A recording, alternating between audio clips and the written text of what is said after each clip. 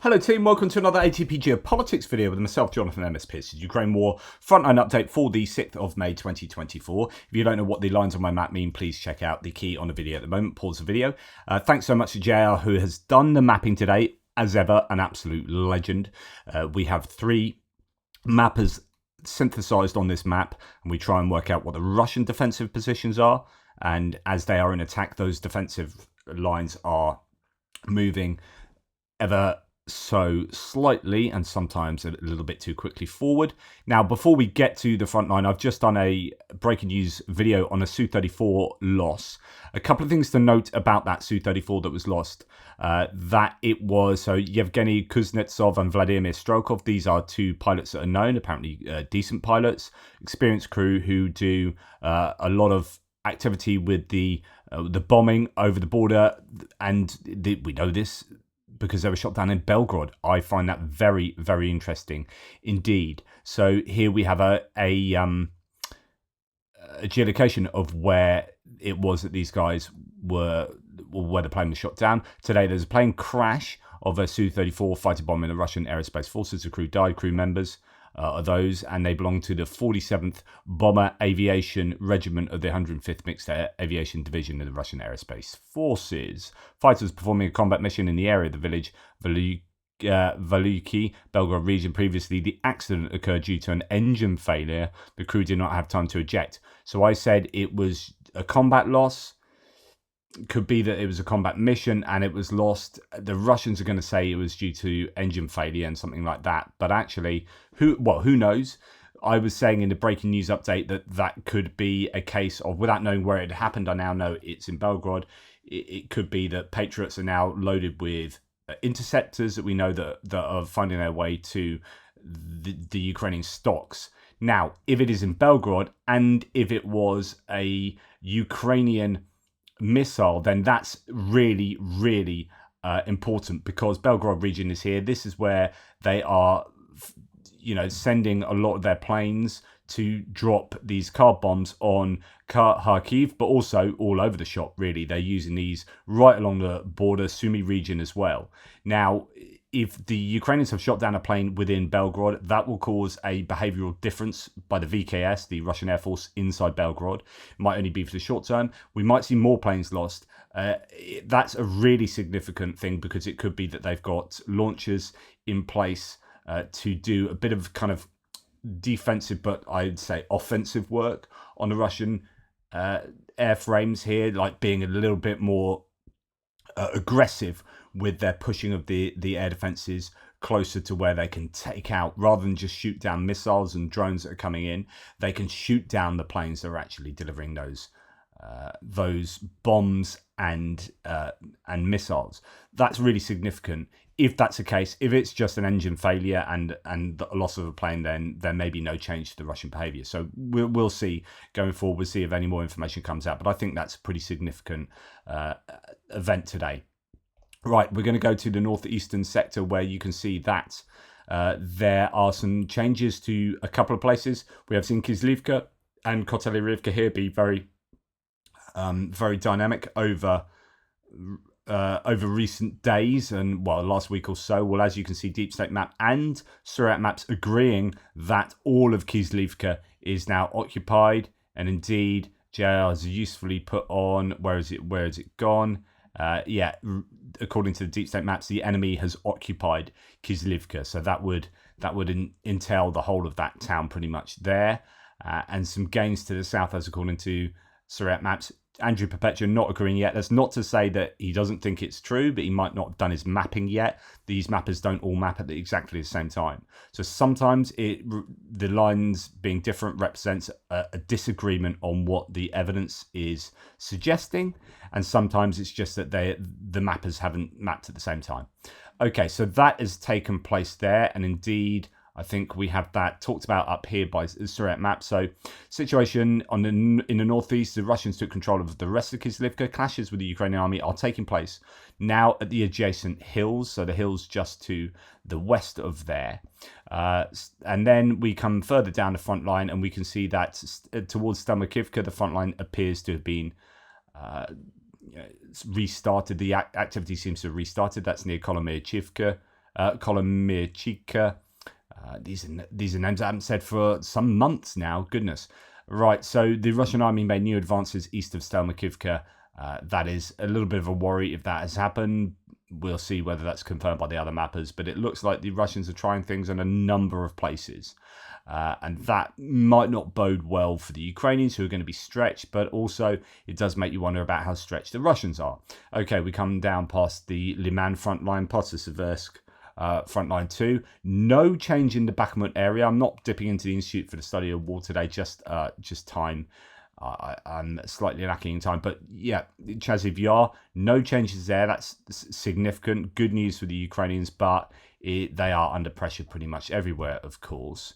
And just yeah, we're going to come to that. Sorry, just wondering what that source was. And then we come down to Avdiivka area, where of course it's still happening, although a lot fewer pins than I had yesterday. This whole place was absolutely covered in pins. That was partly because yesterday's update was pretty much a 2-day update due to the weekend being very busy for me, and I got all my mapping, sort of the timing of that was all different. So there were so many pins yesterday because it was 2 days worth of advances. While today we have just a small advance for the Russians towards Nova Oleksandrivka here, which is just to the northeast of Ocheritina.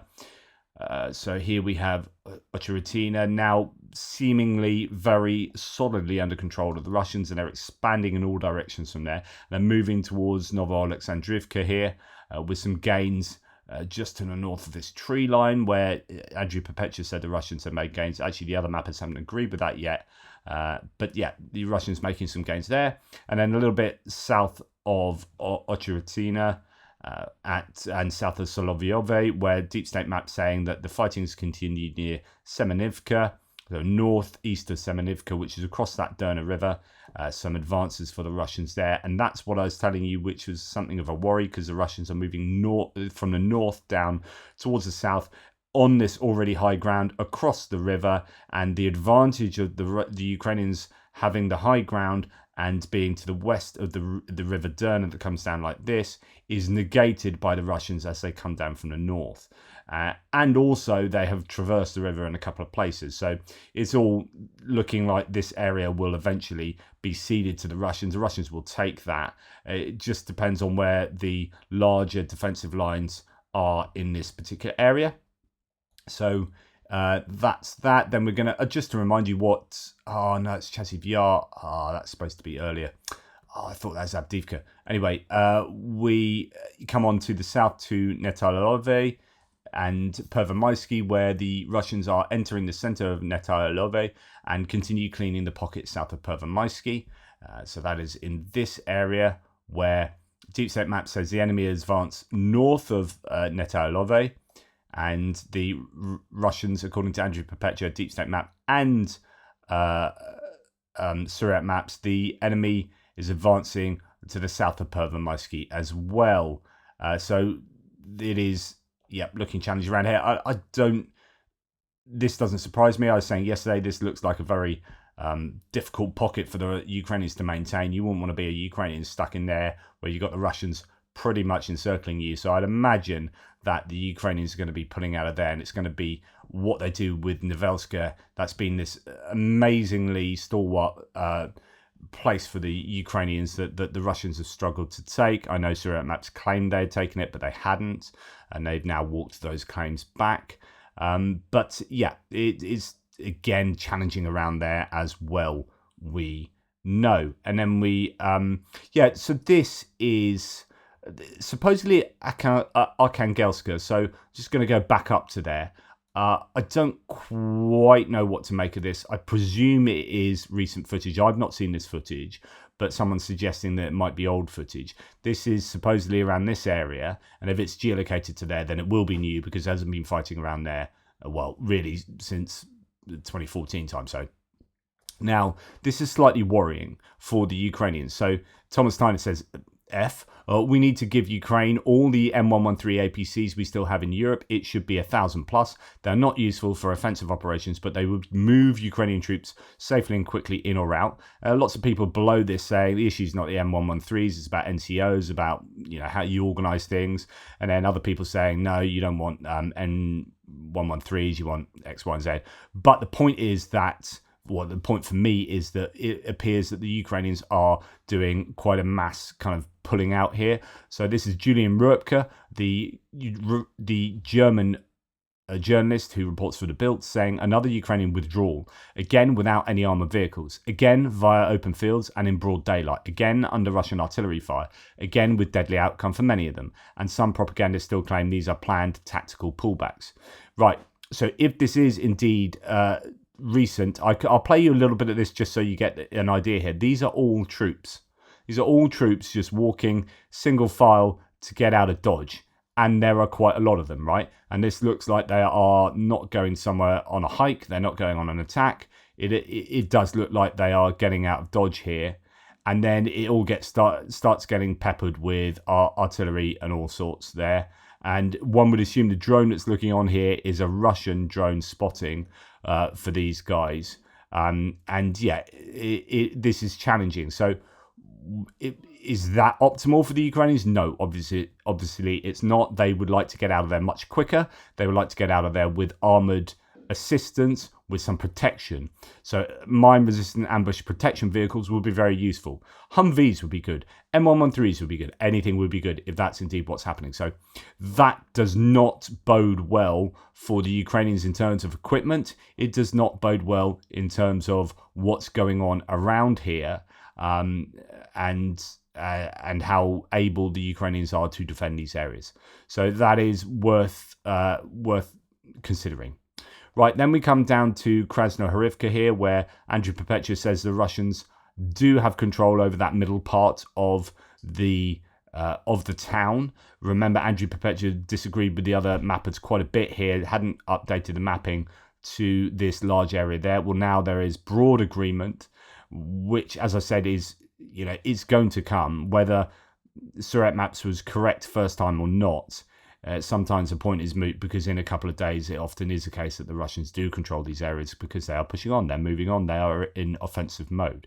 And the Ukrainians are really struggling for manpower, and they're struggling for equipment and ammunition and supplies. So hopefully one element of that problem can be solved in the coming days and weeks as they get more and more equipment coming through. But we are yet to see whether the manpower issue is something that is looking to be solved in the near future. Then when we come down to Uruzhaini, we can see that there are some, or at least Surat Maps claims that there are some gains just to the east of the Velika Novosilka area of Uruzhaina. The Russian army made new advances southeast of Uruzhaina, according to them. So we saw some big changes around here, or fairly significant changes. A lot of activity, a lot of Russian equipment has been blown up here, but then the Russians have been absolutely hammering on Uruzhaini with aviation and with drones and with shelling. So all sorts of stuff, flattening Uruzhaini, and then the Russians moving in after they do that. But it is coming at a cost to the Russians, as is the case right across the front line. They do make these gains, but at quite significant cost. And then with regard to Robotina, no change there, no change at Krinky either. But no doubt there's activity taking place. Just because there are no changes on the front line doesn't mean it's not horrific fighting taking place. We're going to go I'm going to dip back into Chasiv Yar to remind you what war does to these places, or more accurately, what Russian liberation looks like. Russian liberation looks like this. That is Chasiv Yar. That's liberation. And that's liberation. So thanks, Russia. I'm sure the local population really appreciate what you are doing there. Absolutely horrific. Got no time for it. Screw you guys. I'm going home. I am home. I am here. And this will be probably the last video of today, as well it should. I think it's my fifth. But hopefully that was informative and useful for you. Thank you so much for your support. Thank you for JR. Thanks for all the members. all legends. Take care, and I'll speak to you tomorrow.